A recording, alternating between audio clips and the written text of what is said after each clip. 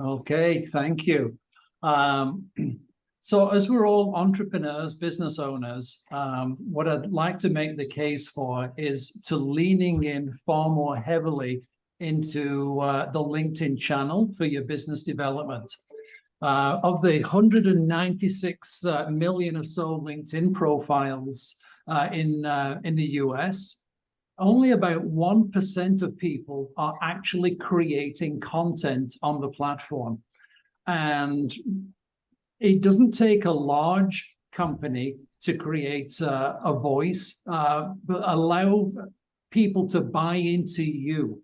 So allow your subject matter expertise to be shared. And the idea is that we're doing this on a frequent basis. You'll see here in this particular example, you don't necessarily have to pay for ads when you are creating content or promote it. You don't have ad spend. You can simply do all of this organically. Oh, sorry, I'm just seeing how do I advance my slides? Okay, here we go. So when people are having their LinkedIn experience, they don't want to be sold to, but as a business owner, you need to sell. So how do you reconcile that? It's starting by being a trusted advisor or a strategic consultant with your prospective clients. Don't wait for permission. The subject matter expertise that you hold is, well, it's common to you or common to us as marketers. It could be a great aha moment for the people that you're looking to serve. So what prospects need to see from your social media channel is, first of all, they have to be aware of you. And so how are you inserting yourself into their attention span? Secondly, you have to build trust, not that you're an untrustworthy individual, because the table stakes are that you are polite, professional, and courteous. But how do you build trust so that people think, I know that when I have this problem, I'm thinking of Keith or Rob or Rochelle or Michael. How do I build trust that they know about this particular problem or topic?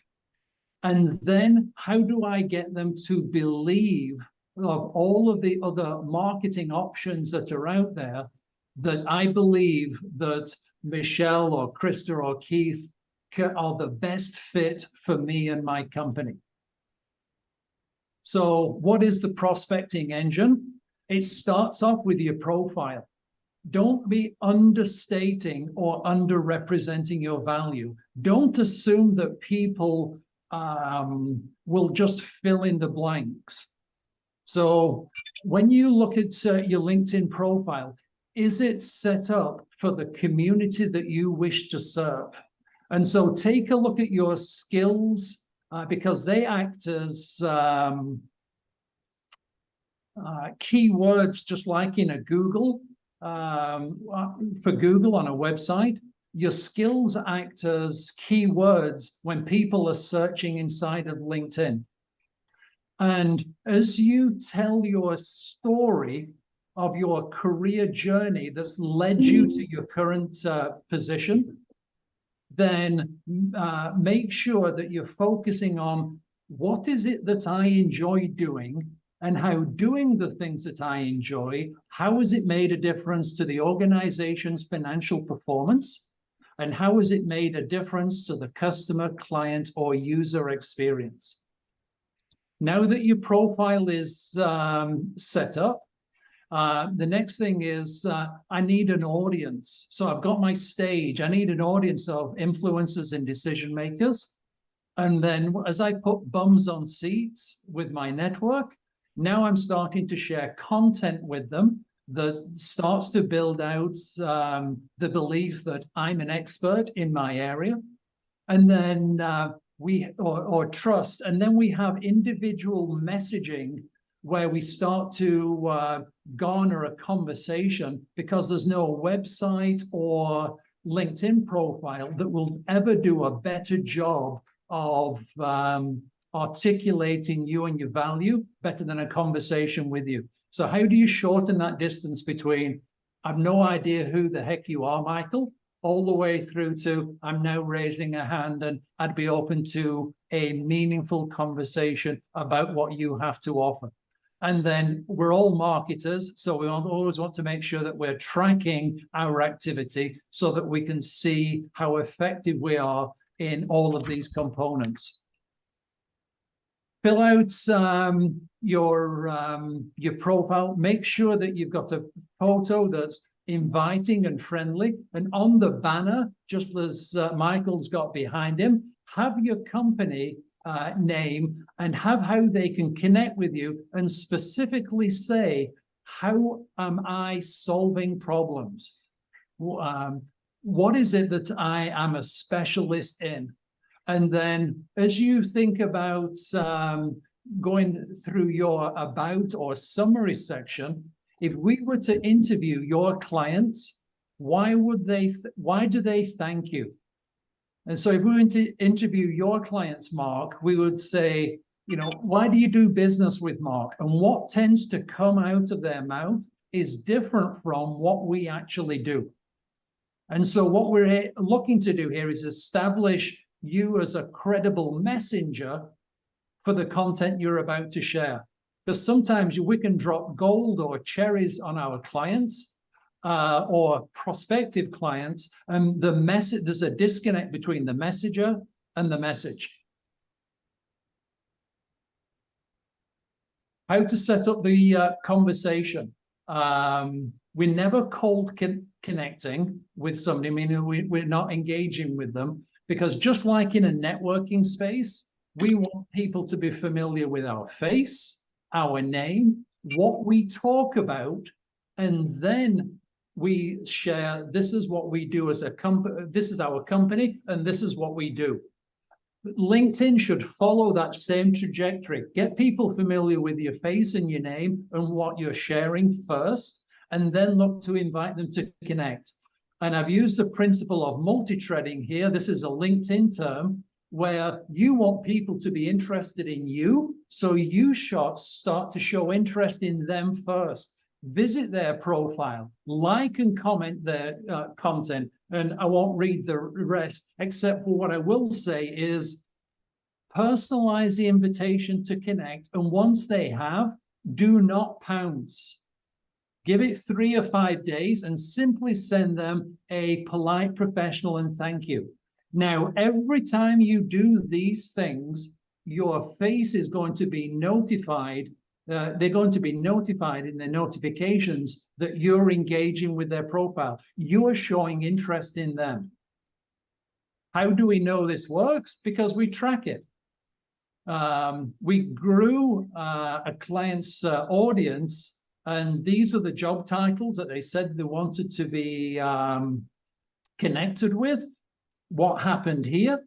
They did not have Sales Navigator. If you're serious about the LinkedIn channel, purchase Sales Navigator. It's a great way of targeting. And when you just use LinkedIn search, you find that you don't have as many actual influencers or decision makers in your network than you thought you had.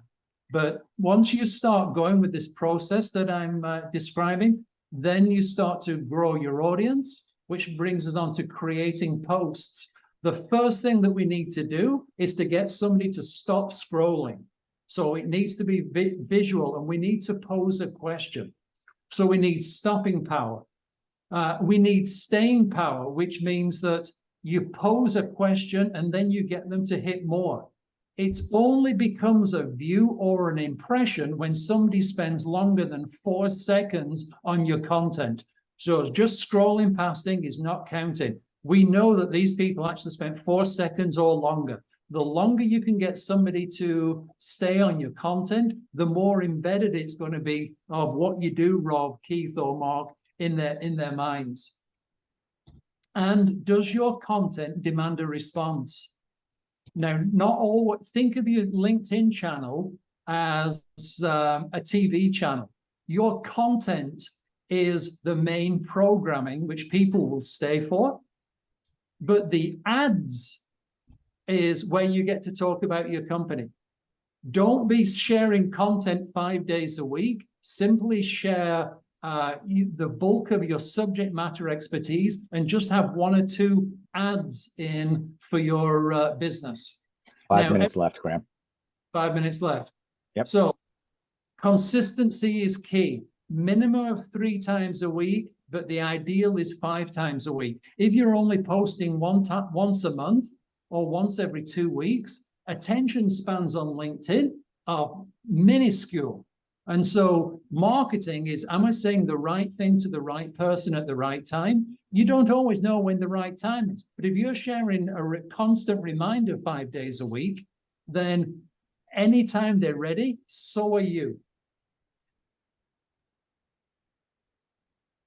Start by being an educator. Don't lead with your solution, lead to the solution. Start with their pain points so that they feel that you understand their problems, and then exercise your subject matter expertise as to how others or how you've helped facilitate others solve that problem. When are you sharing? On what are you sharing? Share slides, PDFs that flick through. 2019, I would have shared video. We know that video is less engaged with on LinkedIn now than it was pre the pandemic, because we're all used to seeing some talking head on Zoom calls, like this. Post daily, preferably in the morning, especially if you're serving a North American operation, because or North American customers, because 7 a.m.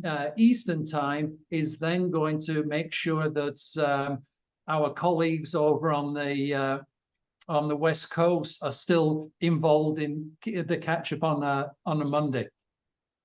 Because you're sharing content 5 days a week, that means that you get to see how people react to your content. And so now what you do is you populate your company page and it becomes your highlight reel. Because if you've ever checked anybody out on LinkedIn, you've checked out their profile, you might have hit the company page and go and look at where they work. Now, even if they haven't engaged with your company page in the past, what they're going to see is the highlight reel of things that have engaged and compelled customers. And then if you get clever, you can also then build a widget to take your company page content and populate your website so it's constantly being refreshed, which helps with Google. And as I say here, if you're not saying anything, then your competition is. And so conversation starters, you're not starting with talking about yourself. Hold that in. You're showing interest, active interest in them by posing these questions. Remember, your LinkedIn profile is your brand ambassador that's representing you 7x24. As you'd behave at an in-person networking event, that polite, professional, courteous conversation starters nurtures relationships. This is the same profile. More and more activity starts to occur on your profile. People are engaging with your posts, and now you're having a qualified conversation because they've already made the decision to connect with you. Am I adding to the quality of my network with the addition of Rob, yes or no? So here's the things I'm hoping you'll take away is just think of LinkedIn as I'm going to develop a relationship with these individuals and I'm starting from scratch. So build your awareness, build your trust, and move slowly towards your pitch. And every time that you've seen a red star, I've got an ebook that does a deep dive into these that I'll be happy to share with anyone. And if you haven't read it yet, I thoroughly recommend Pat Flynn and How to Build Super Fans for You and Your Business, because what I've been describing is the implementation of Pat's concepts on the LinkedIn platform. And I'm done.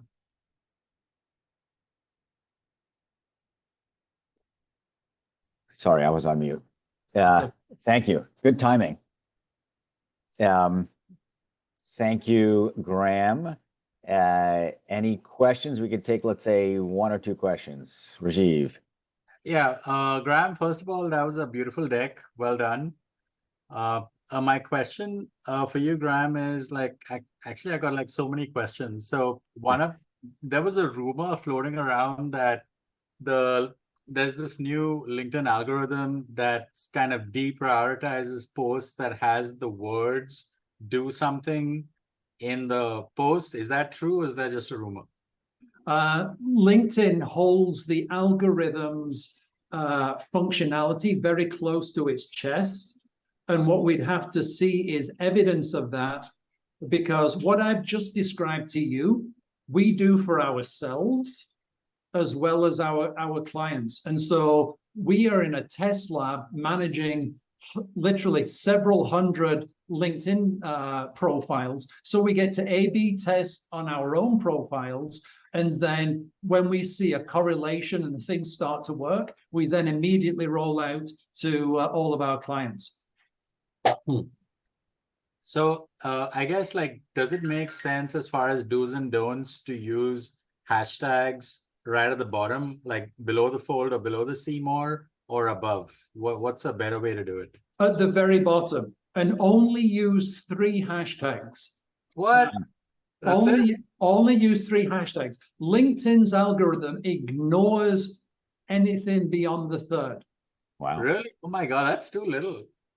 Right? So one of the ways that it's pretty straightforward to spot somebody who understands the platform when they're sharing content is immediately how many hashtags they are, because they think that, hey, this works on Instagram or Facebook, etc.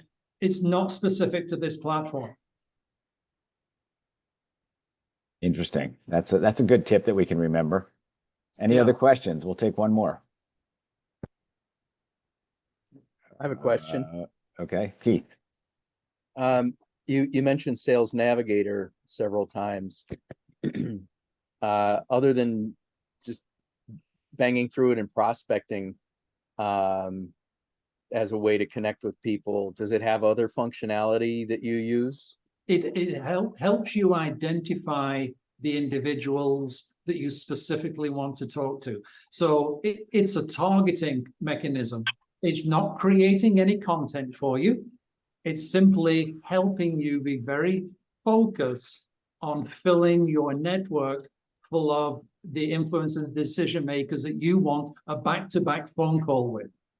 So right from your profile, you are teeing up with the end result of, I want a conversation with Graham, or I want a conversation with Keith, right? So how you organize your profile, how you interact with them in order for them to say yes. Sales Navigator fills that identification area. So it really is just for the outreach portion. Yeah. It gives you some messaging too. You've got some messaging, but it also gives you insights into the behavior of how your intended audience is behaving on the platform, which then helps tune your content. Okay. Doing it like this every month, you answer 3 questions. What do I need to stop doing, start doing, and keep doing? That's why you get the monthly incremental growth of activity and opportunity. Terrific. Wonderful. Thank you so much. Thanks for the questions. I just dropped in the chat the order in which folks more or less showed up, although I moved Mark and Krista up front because they have to leave. So we'll do it 2 minutes because we're at the bottom of the hour. We have 13 folks, so that'll take us 26 minutes. So let's keep to the 2-minute mark. I think from the list here, so Rob, you are 4th. That's Rob Levin, so you'll pick it up. It's pretty straightforward. Introduce yourself, what you do, what kind of, how you can help other people, what makes you different, and if you've got any specific requests. So we'll start off with Mark Harry, and I'm going to put it in speaker mode. So if everybody could go on mute. That way you won't interfere with the speaker. Okay, go for it. Mark Harry here in Salt Lake City, running a digital marketing company called SEO Game. It's got SEO right in the acronym, search engine optimization, right in the name of the company. And I always like to ask, what does SEO stand for? Any takers? Search engine optimization. Oh, you thought that's what it meant, but it really means to the client, get me there. All right. So it should be changed to GMT. Right. And GMT stands for, I have confidence that I can make a website perform and get its top rankings. I've been doing that for since 1996, and I currently white label SEO only. So I work for behind the scenes for any digital marketer that has a difficult client. I take any website on. We offer 30-day trials, and it's all performance-based. Mark Harry with SEO. Thank you, Mark. You cede your time. You got about 55 seconds left. Yes. Does All right. anyone else have a definition of SEO, like what that means? Just search engine optimization, as far as I know. How Get about me there. Get me to the top of Google. get me there? Get me Get me to there. the top. I like that, Rajiv. Have I told you that before? No. Hey, Mark, right. how about get me ranked for the things that my customers are searching for? There you go. Yeah. What do we call that? Empirical data, evidence. We only work on websites that have empirical evidence that deserve to be on the first page of Google. And so that means the top trophy keywords, right? And So- Mark, who decides if they deserve or they don't deserve? If they have a hunger, they deserve. All right, Krista, you're up. All right. I'm a storyteller and a knowledge lover. I'm sure many of you can relate to that. In fact, I know many of you can relate to that. It's the reason why innovative thought leaders, speakers, and other business owners hire me to write credibility boosting content in their voice, because I get to tell the stories behind their knowledge and I get to share their ideas. That's what it's all about. I used to shy away from my own personal story, whereas now I embrace my story, sharing it to inspire my clients to share their own personal stories and professional stories from a position of strength. People say that I inspire them with my personal journey to become a business owner, networker, and skier who just so happens to be blind. It's a lot of fun sharing about the skiing, but the real point is that we can all adapt the way that we tell our stories. It's interesting how people will tell stories about us whether we want them to or not. So we might as well direct and influence the stories that they tell about us. Aside from me being a storyteller when I write content like blogs or bios or web content, I'm also detail oriented and I have that technical focus. So I bring the outsider's perspective to uncover the untold stories, the real impact, all of that. I want to work with fellow marketers so that we can be a team and provide a full solution. I'm a writer. That is not a full solution, as we all know. Krista Janik, Wise Words That Matter. Thank you. I love that. People will tell stories about us whether we want them to or not. That is so true. All right. Who is up next? That would be, let's see, Rajiv. Thank you, Michael. I'm not going to ask anyone what anything means. I'll just tell you what it means. So part of what I do is deleting bad reviews from Google and social. I keep getting this question a lot. Rajiv, why? Why do you do this? How do you know? Shouldn't you like leave them there just for like transparency, honesty, integrity, all those esoteric ideas? And I tell them, do you know that 50% of reviews posted online are false because the person posting the review is posting about the wrong company. He or she is in a highly triggered state and they're getting very emotional and they just blurt out something, and whether they're posting the right or the wrong company, that's secondary. 50% are false. 25% of remaining reviews are posted by douchebag competitors. 25. So that leaves 25% of reviews that might be for the right company. And from those 25, there's bound to be a bunch of difficult people out there. So if you think about it, 75% of reviews posted online are just flat out false. So as far as, do I lose any sleep doing what I do? Hell no. I sleep great. I have awesome dreams. And I try to make the world a better place. So I just hope that this answer gives you a little bit more, a clearer picture as to the importance and significance of clearing away all the muck from Google and social, because that's basically what I do so that awesome businesses like you can show up. That's it for now. I'm gonna clearing away the muck. You're a muckraker. Okay, Rajiv. Thank you so much. Up next, I think it was Rob Levin, then Mark Iorio, then Rochelle. Rob, you're up. Thanks, Michael. Nice to meet all you guys. Rob Levin, Work Better Now. So we provide remote talent. We go beyond virtual assistants, providing remote talent to small businesses with 200 employees and under. We originally started out just providing virtual assistants with the philosophy that every business owner should have an assistant. And as my buddy Jack Daly says, if you don't have an assistant, you are an assistant. But what ended up happening, particularly by marketing firms, is we found that they were hiring 2, 3, 4, 5, 6, 7 of our people. And now over 50% of our talent is hired for non-assistant roles. So marketing coordinators, project management, things like that.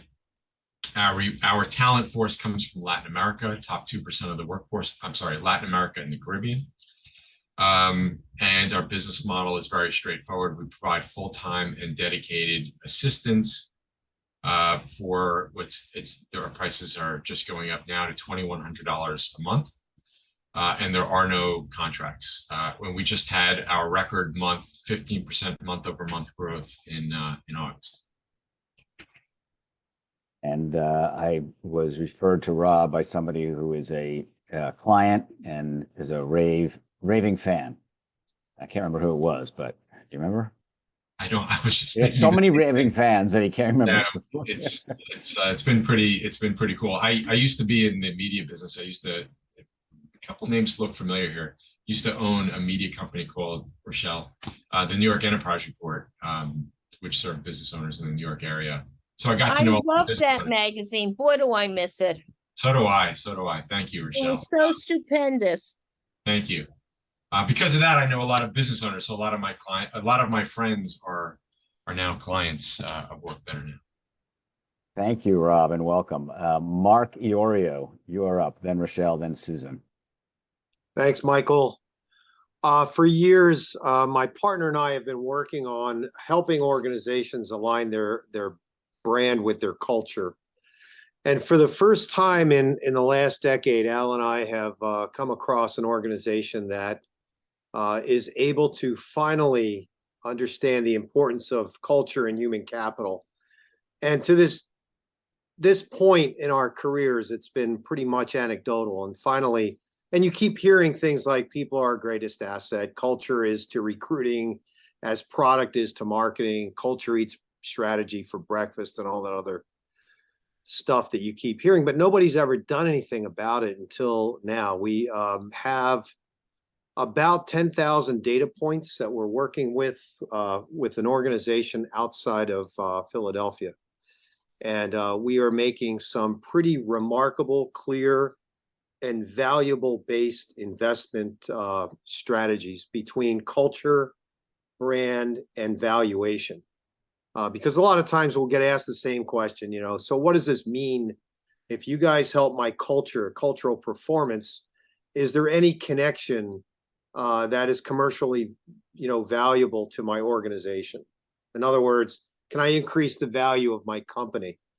And largely it's been somewhat anecdotal until now, and we are very, very close to signing an agreement with this organization that shows our index of alignment, which is basically an index that we use to show that the culture inside the organization aligns with the purpose of the organization. Once we do that, we can tie that to the value of the company. So any private equity firm, any firm that is looking to exit, anyone that's looking to increase the value of their company, the profitability of their company, we are now able to tie that finally to financial performance measurement, which prior to now has been a bit unclear and very, very difficult to get our arms wrapped around. So it's a very exciting time for us. Keith has been through this. Keith Reynolds has been through this process. It's powerful just in and of itself, but when you get asked a lot of questions time after time by the accounting folks as to what this actually does for my ROI, it was largely anecdotal until now. So very, very exciting time for us. The business is called BCAT Partners. It's Brand and Culture Alignment Toolkit. And we'll hopefully be making an announcement shortly that shows the tie-in between what we're doing with a major accounting firm and this data analytics company in Philadelphia. That'll be Yeah, great. the That'll only be great thing I content didn't- for The only writing other about. work I'd seen like that was for public companies. So if you're able to do that for private equity and close the loop to financial performance, having seen what you've done on the input side, to know that you're now working on measuring the output side, that's really cool. Yeah, Keith, it's big. It's huge because a lot of it has been publicly traded companies until now. So we're very, very close. It's great. Mark, All right, I think I have let's- someone to introduce you to that has a social context for companies. Maybe there's Great. synergy. Thanks, Jason. That's cool. Mark, Yeah, you need a definitely, content hub now. What's that, Keith? You need a content hub now. Yeah, once you have that in place, it sounds like it'd be something interesting to write about Absolutely. and post a lot on LinkedIn. So Yeah. Rochelle Lisner, you are up. Okay, and now with COVID, with getting people back to COVID, I think Mark, culture is so important. I mean, they're just waiting. I mean, they need him, and if they don't, they're idiots, but that's another story. So let's just say when it comes to business, business owners, salespeople, they really struggle with how do you describe your business and what you do in a compelling way? So often they are long-winded, boring, common, and I can't even tell you how many presentations I personally attended that if I could, I would have given them a summons, because the idea of getting me into a morning breakfast and listening to some of these presentations, they were beyond god awful. So I always ask, when you talk about your business, can you tell me, how do you pull a rabbit out of a hat? What is some of the most interesting? Tell me what you do that's so extraordinary. And I always ask, are you storytelling or are you boring telling?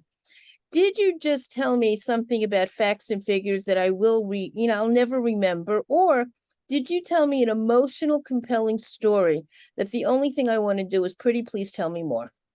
So I can't even tell you how many stories I've rewritten. Very often we don't see our own uniquenesses. We don't see what we consider brilliant, because it's common and it's natural to us. And a third party can come in and kind of review it, pinpoint it, and elaborate on it so that others can see it as well. So again, if you know, this works great with salespeople. Salespeople become very dated after a while. They say, they say the same script over and over and over again. They lose their intensity, personality. So sales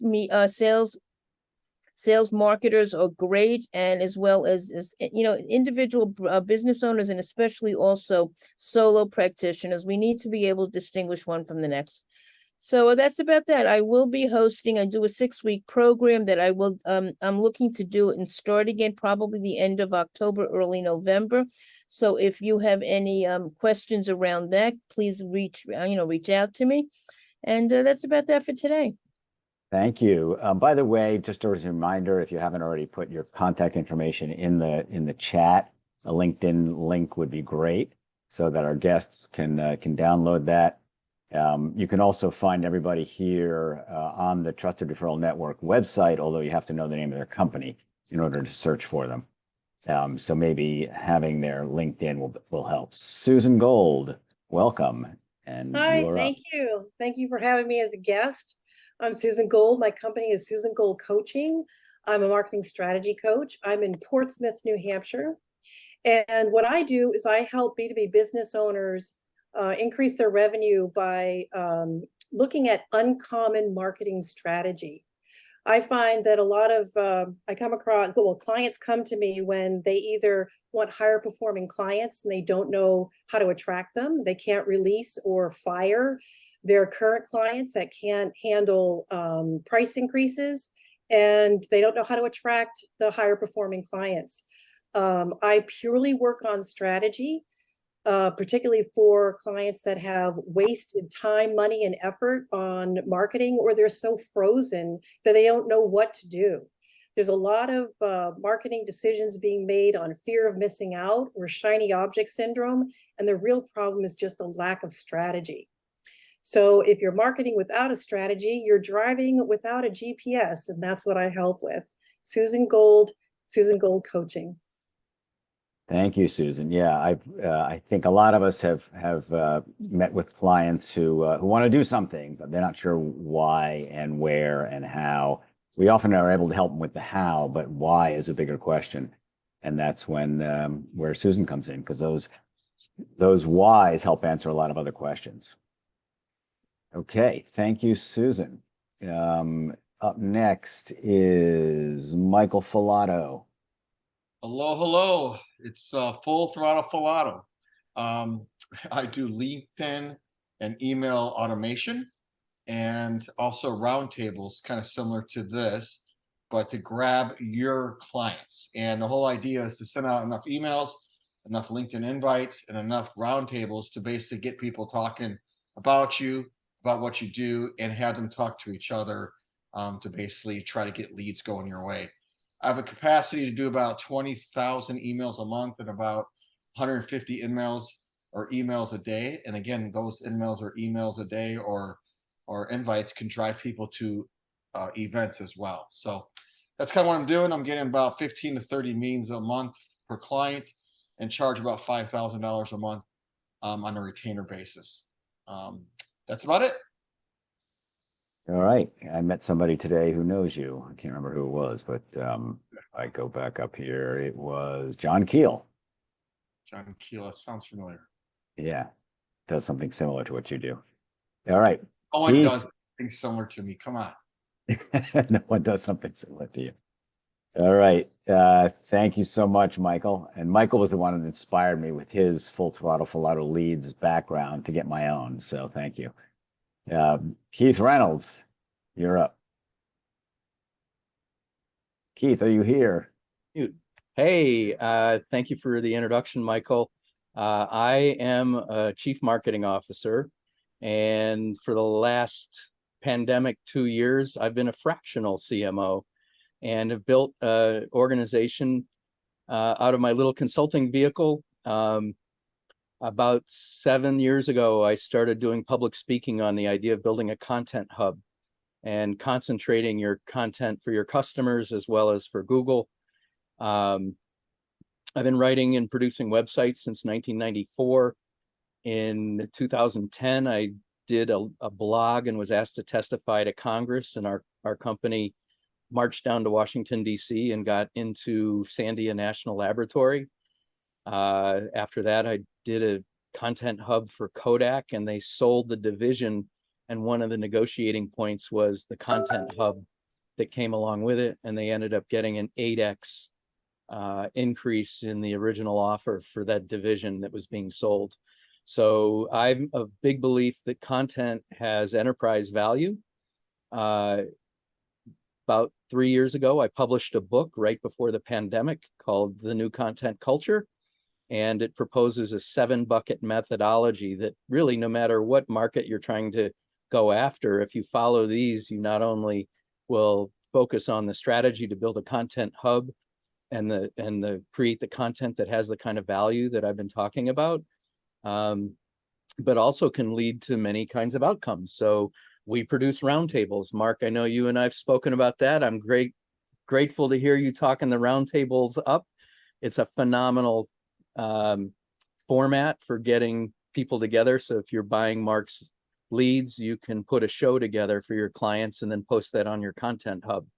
And we work on really integrating your content in those kinds of ways. So for smaller companies, we've developed a service called Marketing Therapy. And I just started working for a HubSpot partner, and we're focusing on companies with $500 million to $1 billion in revenue to flood the market with content. And we're using our methodology to do that with them. Keith, what's the smallest revenue monthly ticket someone can spend with you? I'm doing marketing therapy sessions for $400 a session. But that's coaching, right? It's coaching and learning, and then actually support. If you want to do a project or take on an assignment, my minimum retainer, if you will, is $3,000 to $5,000, and it really depends on the assignment, and it could be upwards of 10. And for the HubSpot partner that I'm starting to work with now, we're looking for retainers of $20,000 to $40,000. Right. Okay. With totally different markets. So I have a small business market and a larger company. But market. your system generates all that content for somebody, right? Or not? It develops the content strategy, and then from there we develop a budget. The whole point of having a strategy is you're going to market with the right content, and what you're spending is going to give you a return on your investment. Okay. So we take that return in working with a client so that they feel basically they can take the plan that we develop with you up to the CEO or CFO, and the people with the financial hats go, yeah, that makes sense. All right, cool. Thank you so much. We got four more people and 6-7 more minutes. So David Libby, take it away. Thanks, Michael. Hey, everybody. I'm David Libby. If you want to learn how to cook, I am not your person. Yeah. Now I have your attention. On the wrong call. I know I'm on the wrong call. Yeah, we're all saying so much stuff. It's hard to keep up, right? We're all just telling our stories. So I'll tell you this. I do B2B marketing for clients that want brand awareness. And the clients are B2B technology companies. That's it. Right. I'll say it again. So if you need B2B marketing for yourself or for someone or a client, and they're a B2B technology company, we'll fulfill that. And we do it through public relations, through content, through social. And we, meaning I'll retain someone like Krista, right? Or we'll pull together a team, or we'll work for another agency. So if you have a company that is generating revenue of $1 million or more, that's a target for us. If you have a friend who works for a PR agency and they need another resource, I would work with them. If you have a friend who works for a marketing agency, they need another resource, I would work for them.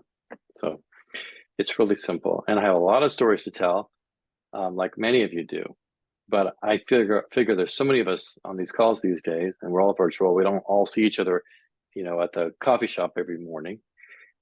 Try and keep it simple is really a challenge. So B2B marketing for B2B technology companies. You said through PR content. What was the third thing? And social. Okay. And there's a few other people, PR agencies in the group. I don't know if you've reached out to them, like Alan Winikoff, for example. No, not yet. Other people you might collaborate with. All right. Yep. Thank you. Bryce Wade. Hey everybody, my name is Bryce Wade at Mind of a Marketer. So I try to bring different stuff when I come by, so I keep it kind of fresh because we have a lot of tools in our toolkit. So today, got a couple basic questions. Who likes being stolen from? Hands up.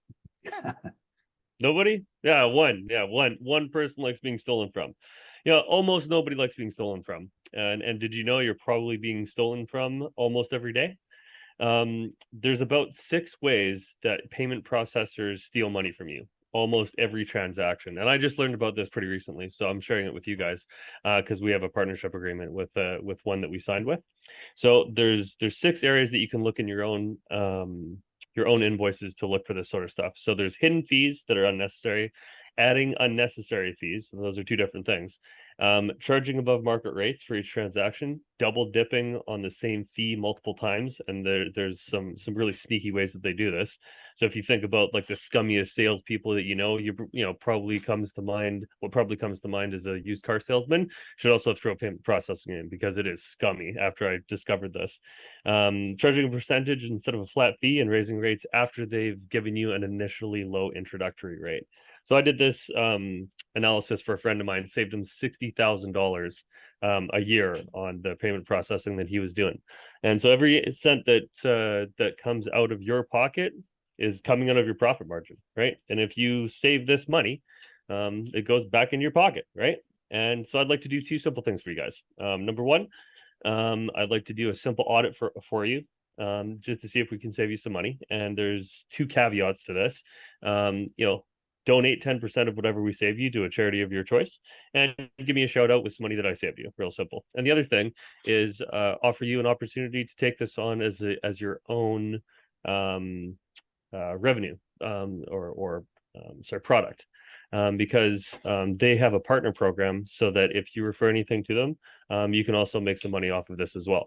And this is probably one of the most insane things that I've seen, because my business partner actually raised about $100 million for charity 10 years ago using this, and we called it Save Tax, Save the World. So if you have anybody that would be interested in this, or you have any charities that would be interested in making some more cash flow for whatever their thing is, connect me and I could probably help them either save some money or make some money, and you as well. So Bryce Thank Wade, you. I'll put some info in the chat here. Thanks. Thank you. Jason Cement, take it away. Take you home, right? 2 minutes. Okay, I'm going to make it simple. Stop playing the waiting game with your business. That's what I say. So the idea is that people build a website, they write an article, and they sit there just waiting and waiting and waiting for the phone to ring. And that doesn't work so well for most people. Or they play the Me Too game. It's one or the other. And so I run an agency. It's called Get Visible, and we help you stop playing the waiting game. We have 4 divisions, or silos is a better word. From building websites, whether it's WordPress or e-commerce, to search engine marketing, which is the rankings and the ad management, to social media, which is being your voice online and managing the ad campaigns, and overall just being a consigliere to brands to help them with their web presence and their social media presence. We do a lot of professional service providers like consultants, lawyers, doctors, all that kind of stuff, and e-commerce is totally separate. And that's it. I mean, I talk sometimes about my e-commerce platform. I'll put it in my signature going forward. We have a very robust, rich system that competes with Shopify and Magento, but for more sophisticated situations, not for like stuff out of the box. So that's it. Consigliere for business, and he has the credentials, right? You're a lawyer. Yeah, I am a lawyer and a CPA, just sitting in a Lawyer drawer. and CPA, exactly. Plus my parents, major Ajita. All right, I will go. We're almost at the top of the hour. So my name is Michael Bendit. This is a side gig for me, running the trusted referral network. My core business is representing software development teams. So what does that mean? People who need software, websites, mobile apps, they don't oftentimes know where to go and what type of skills they need. Sometimes they've got an idea as to budget. Sometimes they have a platform constraint. In other words, they're trying to upgrade something that already exists. Could be on the same platform or to switch it to a new platform. And there's so many small boutiques out there. I represent 12 of them. These are teams that I have vetted, worked with, trust. They do the right thing. And my job is to match the project up with the right team based on the skill set, budget, etc.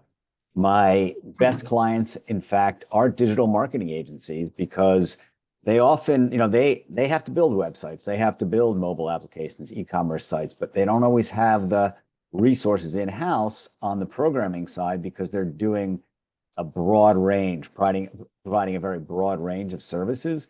And they may, come across an opportunity where the website itself is on a platform they're not familiar with, but they don't want to turn the business down. And so they come to me and they partner with me and say, Michael, do you have somebody who knows Expression Engine or who knows whatever? And I've set myself up to be able to say yes about 85% of the time, given the breadth of the teams that I represent. So always looking to connect with other digital marketing agencies. Anybody who has a question about sort of software, I have an idea, what do I do? I'm happy to talk to people. No strings attached. I get paid by the teams that I represent. So even my clients for whom I close deals, they don't pay me directly. That fee is built into the cost of sales of the teams that I represent. So we are just past the top of the hour, 6:02. I ran over a little bit. Appreciate all of you joining.